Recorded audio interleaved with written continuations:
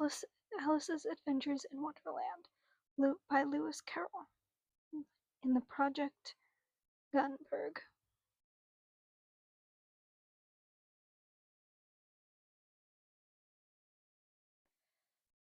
The Project Gutenberg ebook of Alice's Adventures in Wonderland. This ebook is for the use of blah blah blah blah blah blah blah blah blah blah blah blah. Acknowledgements. Disclaimer: I don't own this book. Blah blah blah blah blah. Alice's Adventures in Wonderland by Lewis Carroll. The Millennium Fulcrum Edition 3.0. Chapter 1. Down the Rabbit Hole.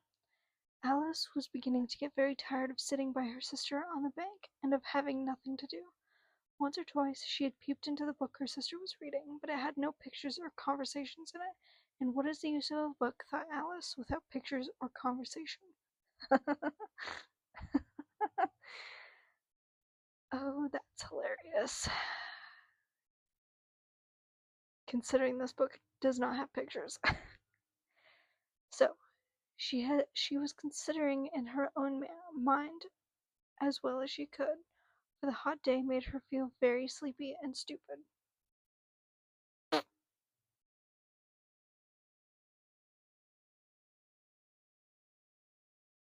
Whether the pleasure of making a daisy chain would be worth the trouble of getting up and picking daisies, when suddenly a white rabbit with pink eyes ran close by her. There was nothing so very remarkable in that, nor did Alice think it so very much out of the way to hear the rabbit say to itself, oh dear, I shall be late." When she thought it over afterwards, it occurred to her that she ought to have wondered at this, but at the time it all seemed quite natural. But when the rabbit actually took a watch out of its waistcoat pocket and looked at it, and then hurried on, Alice started to her feet, for it flashed across her mind that she had never before seen a rabbit with either a waistcoat pocket or a watch to take out of it, and burning with curiosity, she ran across the field after it, and unfortunately was just in time to see it pop down a large rabbit hole under the hedge. Stranger danger, folks. Don't follow strange rabbits. That's called a furry. Don't do it. In another moment, down went Alice after it, never once considering how in the world she was to get out again. The rabbit hole went straight on like a tunnel for some way, and then dipped suddenly down, so suddenly that Alice had not a moment to think about stopping herself before she found herself falling down a very deep well. And that's when you call 911, folks. Either the well was very deep or she fell very slowly, for she had plenty of time as she went down to look about her and to wonder what was going to happen next. First she tried to look down and make out what she was coming to, but it was too dark to see anything. Then she looked at the sides of the well and noticed that they were filled with cupboards and bookshelves. Here and there she saw maps and pictures hung upon pegs. She took down a jar from one of the shelves as she passed. It was labeled orange marmalade, but to her great disappointment it was empty. She did not like to drop the jar for fear of killing somebody, so managed to put it back into one of the cupboards as she fell past it. What? Well, thought Alice to herself, after such a fall as this, I shall think nothing of tumbling downstairs. How brave they'll all think me at home. Why, I couldn't say anything about it, even if I fell at the top of the house, which was very likely true.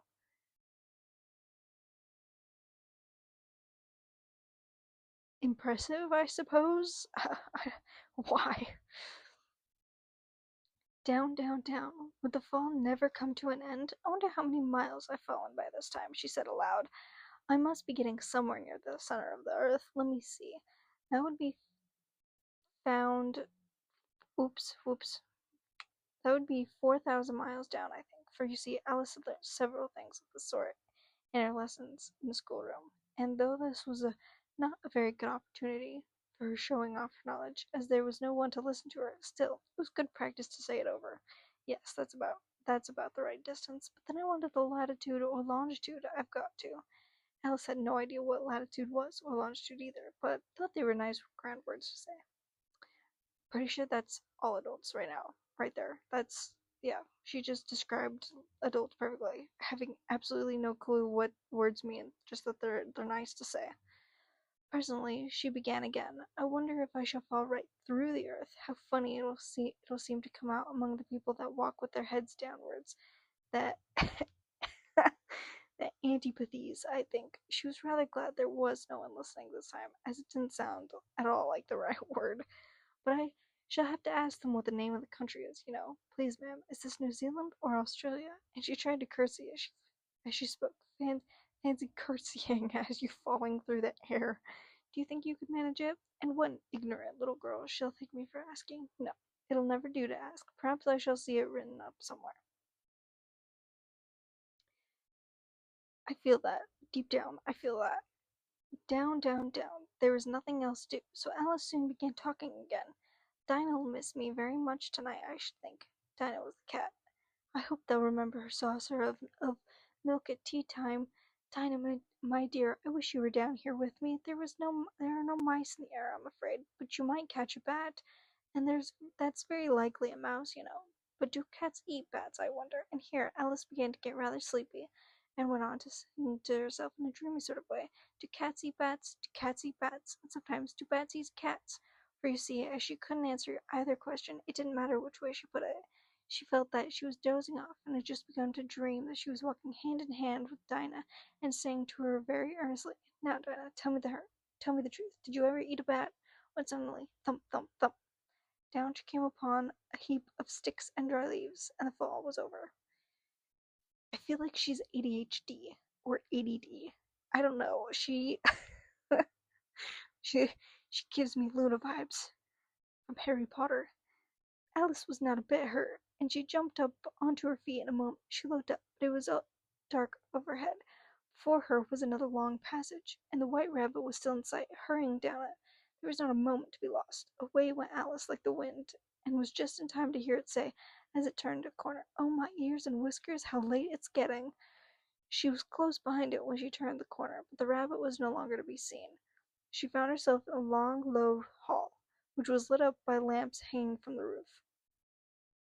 Once again, folks, don't go with strangers. Stranger danger, folks. Of course, it's not fully accurate. I'm pretty sure there's a percentage of people who are more endangered by people that they know. Just be paranoid, okay? Just be paranoid, always. It's always worth it. There were doors all around the hall, but they were all locked, and when Alice had been all the way down one side and up the other, trying every door, she walked sadly down the middle, wondering how she was ever going to get out again. I said that wrong. Wondering how she was ever to get out again. I feel like that's missing some parts. Suddenly, she came upon a little three-legged table, all made of solid glass. There was nothing on it except a tiny gold key, and Alice's first thought was that it might belong to one of the doors of the hall. But alas, either the locks were too large or the key was too small. But at any rate, it would not open any of them. However, on the second time around, she came upon a low curtain she had not noticed before, and behind it was a little door about 15 inches high. She tried the little golden key in the lock, and to her great delight, it fitted. I feel like she shouldn't have done that. Alice upon opened Alice opened the door and found that it led into a small passage not much larger than a rat hole. She knelt down and looked along the passage into the loveliest garden you ever saw. How she longed to get out of that dark hall and wander about amongst those beds of bright flowers and those cool fountains. But she could not even get her head through the doorway, and even if my head would go through, thought poor Alice, it would be of little use without my shoulders. Oh, how I wish I could shut up like a telescope. I think I could, if only I knew how to begin. For you see, so many out of the way things had happened lately that Alice had begun to think that very few things indeed were really impossible. Well, I mean, she learned that lesson a lot quicker than a lot of main characters.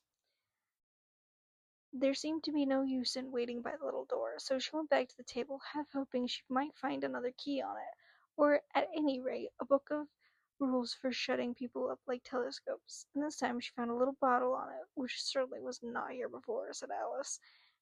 And round the neck of the bottle was a paper label with the words "Drink Me" written beautifully printed on it in large letters.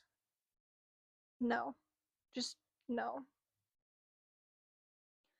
Folks, if you're in a strange place and there's a giant bottle that says drink me that was certainly not there before, don't drink it. It's probably poisoned. It was all very well to say drink me, but the wise little Alice was not going to do that in a hurry. No, I'll look first, she said, and see whether it's marked poison or not, for she had read several nice little histories about children who had gotten burnt and eaten up by wild beasts and other unpleasant things, all because they would not remember the simple rules their friends had taught them, such as that a red hot poker will burn you if you hold it too long, that if you cut your finger very deeply with a knife, it usually bleeds, and she had never forgotten that if you drink much from a bottle marked poison, it is almost certain to disagree with you sooner or later. However, this bottle was not marked poison, so Alice ventured to taste it, and finding it very nice, it had in fact a sort of mixed flavor: cherry tart, custard, pineapple, roasted turkey, toffee, and a hot buttered toast. She very soon finished it off. No, those things don't go together, and if they do, most certainly not in a drink. What a curious feeling, said Alice. I must be shutting up like a telescope. And so it was indeed. She was now only 10 inches high, and her face brightened at the thought that she was now the right size for going through the lovely little door into that garden. Oh, God, how much longer do I have? Oh, oof, cool, cool, cool, cool. First, however, she waited for a few minutes to see if she was going to shrink any further. She felt a little nervous about this, for it might end, you know, said Alice to herself, in my going out altogether like a candle. I wonder what I should be like then. And she tried to fancy what the flame of a candle is like after the candle is blown out. It's just out. There's just no flame, bro. No need to get all philosophical about this. For she could not remember ever having seen such a thing. After a while, finding that nothing more happened, she decided on going into the garden at once. But alas, for poor Alice, when she got to the door, she found she had forgotten the little golden key, and when she went back to the table, she found she could not possibly reach it. She could see it quite plainly through the glass, and she tried her best to climb up one of the legs of the table, but it was too slippery, and when she had tired herself out with trying, the poor little thing sat down and cried. Oof. Come, there's no use in crying like that, said Alice to herself rather sharply. I advise you to leave off this minute. She generally gave herself very good advice, though she very seldom followed it. Ain't that the truth? And sometimes she scolded herself so severely as to bring tears into her eyes, and once she remembered trying to box her own ears for having cheated herself in a game of croquet she was playing against herself. This curious child was very fond of pretending to be two people. I bet she would like to talk about herself in the third person. But it's no use now, thought poor Alice, to pretend to be two people. Why, there's hardly enough of me left to make one respectable person. Soon her eye fell on a little glass box that was lying under the table. She opened it and found in it a very small cake, on which the words "Eat me" were beautifully marked in the crayons. Well, I'll eat it, said Alice, and if it makes me grow larger, I can reach the key, and if it makes me grow smaller, I can creep under the door. So either way, I'll get into the garden, and I don't care which happens. She ate a little bit, and said anxiously to herself, "Which way? Which way?" holding her hand on the top of her head to feel which way it was growing, and she was quite surprised to find that she remained the same size. To be sure, this generally happens when one eats cake, but Alice had gone so much into the way of expecting nothing but out of the way things to happen, that it seemed quite dull and stupid for life to go on in the common way. So she set to work and very soon finished off the cake. Oof!